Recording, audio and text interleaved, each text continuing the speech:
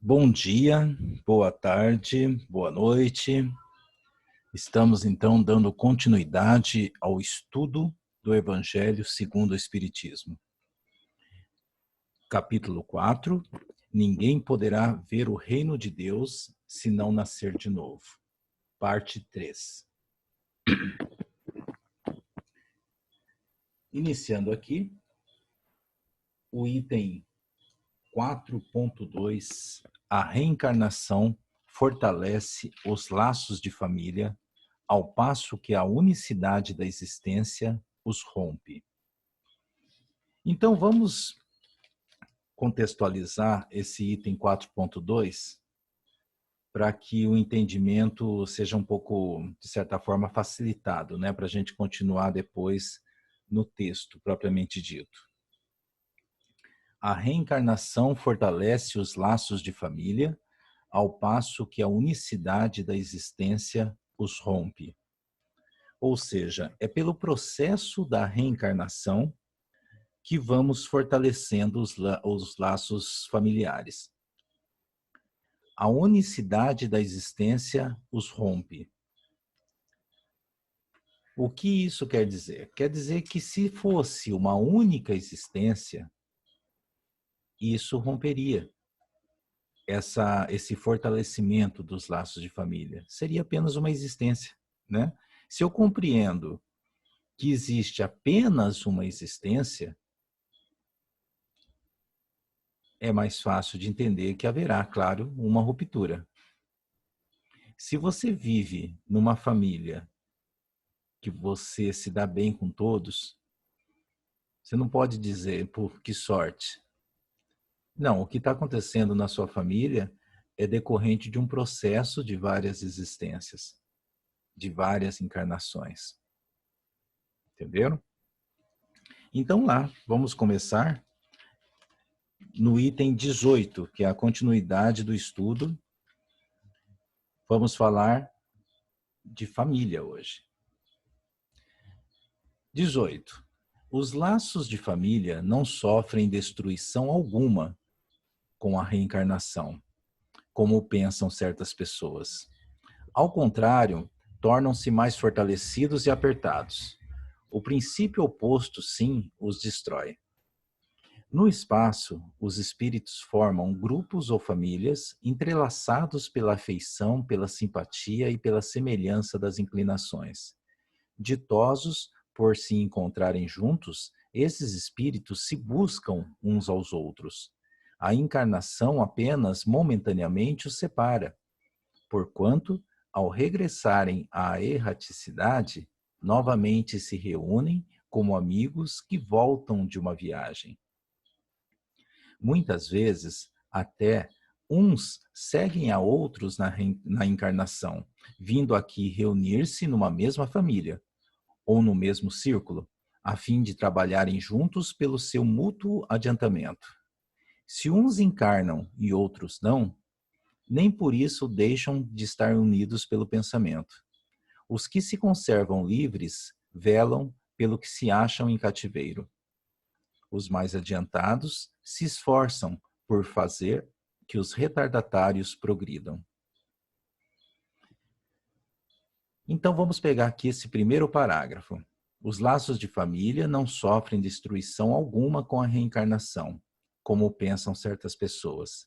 Ao contrário, tornam-se mais fortalecidos e apertados. O princípio oposto, sim, os destrói. No espaço, os espíritos formam grupos ou famílias entrelaçados pela afeição, pela simpatia e pela semelhança das inclinações. Ditosos por se encontrarem juntos, esses espíritos se buscam uns aos outros. A encarnação apenas momentaneamente os separa, porquanto, ao regressarem à erraticidade, novamente se reúnem como amigos que voltam de uma viagem. Entenderam? O fato de nós reencarnarmos várias vezes não destrói de forma alguma os laços de família. Porque os laços de amor unem os espíritos onde quer que eles estejam. No plano material ou no plano espiritual. Quando os espíritos retornam à erraticidade, né? Quando eles desencarnam, então é isso que significa o termo. Quando eles retornam à erraticidade, que é o período entre uma encarnação e outra, os amores, os familiares, aqueles laços de afetividade permanecem. Então, é lá no plano espiritual, eles se procuram e ficam reunidos em grupos familiares. Continuando aqui, ó. Muitas vezes até uns seguem a outros na encarnação, vindo aqui reunir-se numa mesma família ou no mesmo círculo, a fim de trabalharem juntos pelo seu mútuo adiantamento. Se uns encarnam e outros não, nem por isso deixam de estar unidos pelo pensamento. Os que se conservam livres velam pelos que se acham em cativeiro. Os mais adiantados se esforçam por fazer que os retardatários progridam. Então, não significa que eles estejam juntos apenas no plano espiritual. Esses indivíduos podem pedir para reencarnar juntos na mesma família, ou ainda no mesmo círculo de amigos, né? Ou num círculo familiar assim um pouco mais amplo, que envolve tios, primos, né? Para quê? Para que eles continuem juntos também no plano material. Claro que muitos, nem todos encarnam ao mesmo tempo. Por quê? Porque depende da condição evolutiva de cada um.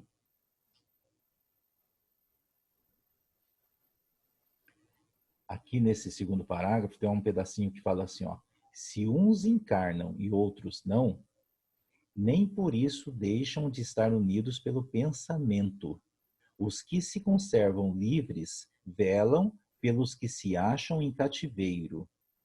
Os mais adiantados se esforçam por fazer que os retardatários progridam. Então, significa dizer que quem está no plano espiritual, se eventualmente não reencarnou junto aos seus entes, eles ficam cuidando de nós no plano espiritual, protegendo, nos auxiliando em nossas lutas e caminhadas. Então, pelo pensamento, eles estão sempre juntos a nós, mostrando mais uma vez que a separação é apenas física e temporária.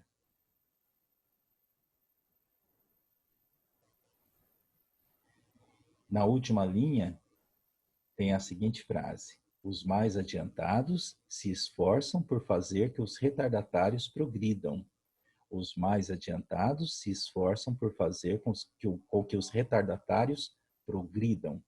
Então, os entes que se amam, se estiverem num nível evolutivo um pouquinho mais adiantado, eles procuram trabalhar em benefício daqueles retardatários, né? Daqueles familiares que não estão no mesmo nível deles, para que eles possam permanecer juntos, tanto no plano material como no plano espiritual.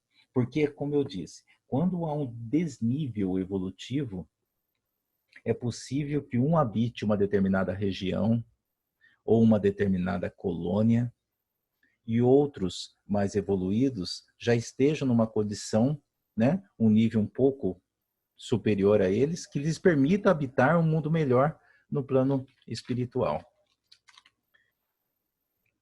Então, embora eles se encontrem, eles não estão, de certa forma, a grosso modo, passando para vocês, só para que vocês entendam melhor, eles não estão morando juntos, mas estão próximos. Por isso que os mais evoluídos ajudam os retardatários a crescer, para que eles, é o objetivo deles, é interesse deles, para que eles fiquem cada vez mais próximos, né? Continuando. Após cada existência, todos têm avançado um passo na senda do aperfeiçoamento, cada vez menos presos à matéria, mais viva se lhes torna a afeição recíproca, pela razão mesma de que, mais depurada, não tem a perturbá-la o egoísmo, nem a sombra das paixões. Podem, portanto, percorrer assim ilimitado número de existências corpóreas, sem que nenhum golpe receba a mútua estima que os liga. Deixa eu pegar esse pedacinho aqui do primeiro parágrafo. Após cada existência, todos têm avançado um passo na senda do aperfeiçoamento.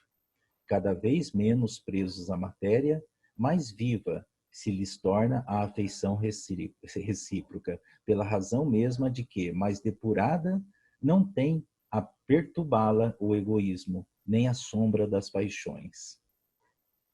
Então ele está querendo dizer aqui que quanto mais nós evoluímos espiritualmente, mais os laços de amor e afeição são fortes, mais se fortifica esses laços de amor e afeição. Esses laços se tornam cada vez mais reais, mais vivos, porque eles não estão obscurecidos pelo orgulho, pelo egoísmo ou pelos sentimentos que nos distanciam de Deus. Quanto mais depurados nós formos, mais verdadeiro, mais puro será o nosso sentimento. Continuando aqui, ó. Podem, portanto, percorrer assim ilimitado número de existências corpóreas, sem que nenhum golpe receba a mútua estima que os liga.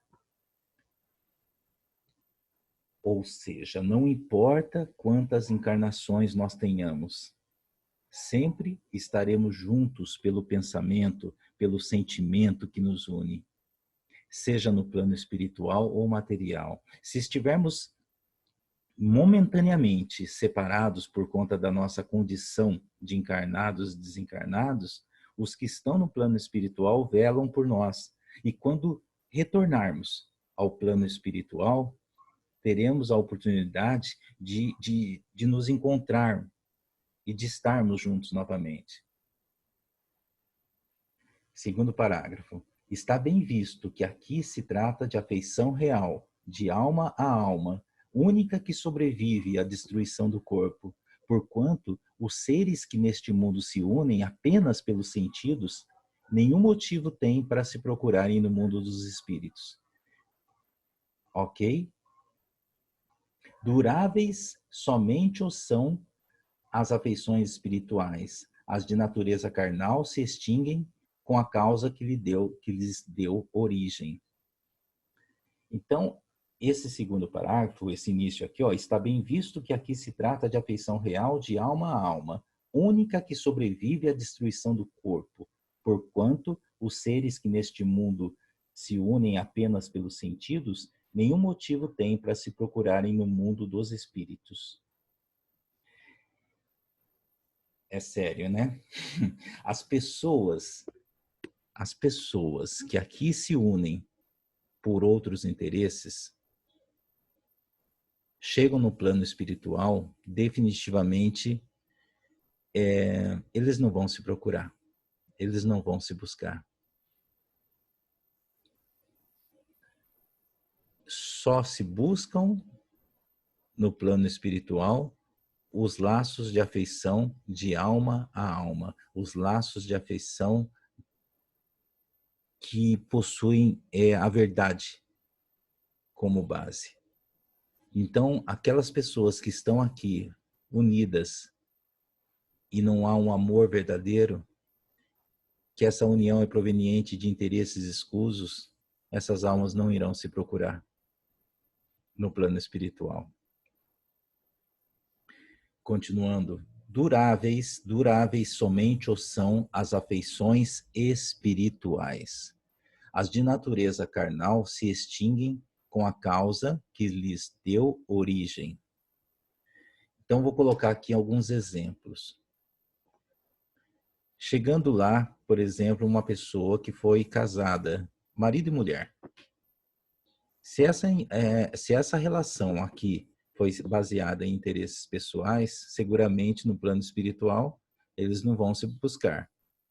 Mesmo que aqui estivessem vivido 20, 30, 40 anos. Essa também Essa realidade acontece numa relação de pai e filho, de mãe e filho, né?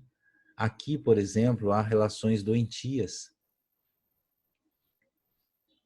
A pessoa fala assim, nossa, eu vou fazer tudo pelo meu filho, porque eu quero que ele seja médico, eu quero que ele seja engenheiro, eu quero que ele seja advogado. Esse é o interesse de uma mãe, de um pai, que ele busca muitas vezes no filho a insatisfação que ele teve na sua existência. Ou seja, nesse caso, não interessa o que você quer que o seu filho seja. O que você tem que pensar, o que você tem que priorizar nessa existência é a relação que você vai construir com ele. Se essa relação é baseada em conquistas materiais, ela não vai adquirir a força necessária para uma relação espiritual. Não importa o que ele seja, não importa o que ele seja, ele pode ser, sim, um médico renomado, ele pode ser um profissional altamente reconhecido, ele pode ser, inclusive, um desempregado que more com você até os 40 anos, mas se ele sentir em você uma conexão de amor, é isso que vai ficar, é isso que vai ser construído para a próxima existência. Um amor que incentiva e não cobra. Um amor que motiva, mas não pune. Porque ele, esse filho ou esse cônjuge, ele não é obrigado a realizar os seus sonhos. O verdadeiro objetivo de vocês estarem juntos, estarem próximos, é construir uma forte relação espiritual. É aqui onde o texto fala da verdadeira afeição espiritual. Porque esse espírito que agora é seu filho, com 10, 12, 15 anos, que te responde, que bate as portas, que te irrita, na verdade, ele pode ser um espírito da mesma idade que você. E ao desencarnar, você vai se deparar com um espírito adulto, ou talvez num estágio de maturidade parecido com o seu. Então, muda um pouco esse pensamento. Não importa que o meu filho esteja passando, eu quero que ele se dê bem na vida. O que é se dar bem na vida? Se dar bem na vida não é ter dinheiro. Se dar bem na vida é se sentir seguro para se levantar após tantos percalços que essa vida oferece para a gente. Então, quando uma família tem estrutura, tem uma estrutura verdadeiramente construída nesse sentido, você tem essa união de almas. E cá entre nós, ela dá segurança a todos que integram esse núcleo, não é verdade? As situações que a gente vê, eu conheço situações assim, que o filho chega na mãe e fala assim, mãe, eu tô com dificuldade na escola, porque eu tô, sei lá, eu tô gostando de uma menina, sabe? E ela não me dá atenção. Aí a mãe fala, para com isso, que besteira. Ó, escola é lugar para estudar. Não me venha com essa história. Escola é lugar de estudar. Aí esse menino abaixa a cabeça, vai para o quarto, talvez bate a porta novamente. E o que vai acontecer? Mudou alguma coisa? Não mudou nada.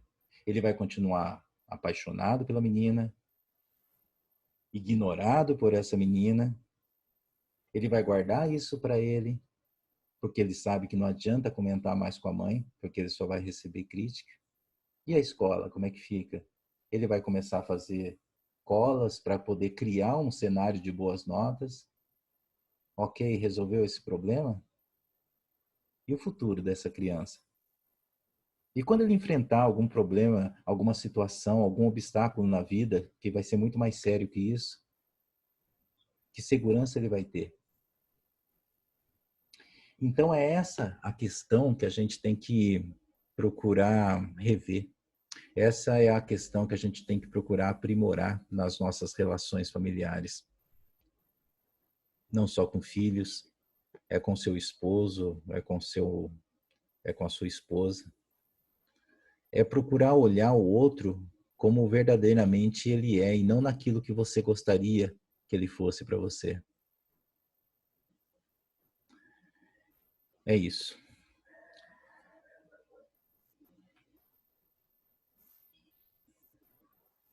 O nosso próximo encontro é a parte 4 desse capítulo tão rico de tanta coisa que a gente tem para conversar. Gostaria muito de ouvir comentários sobre esse estudo de hoje. E a gente se encontra novamente semana que vem. Deus abençoe a todos. Uma ótima semana.